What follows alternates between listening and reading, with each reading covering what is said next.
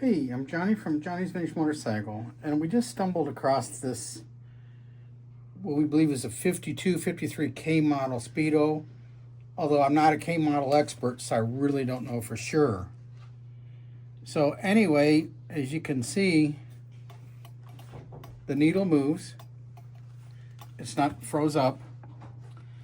There's no broken tabs. I believe it works, but I cannot guarantee that it works. It's been sitting for years, obviously. There's no broken tabs. Threads look okay.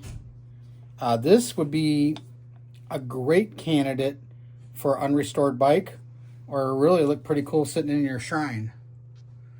Okay, we're going to be offering this for sale. If there's any interest out there, let us know. Thanks. Now, I have a baby shrine here, but I have another shrine somewhere else.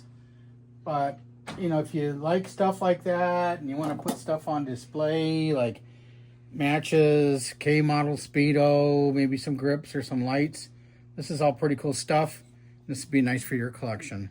Thanks.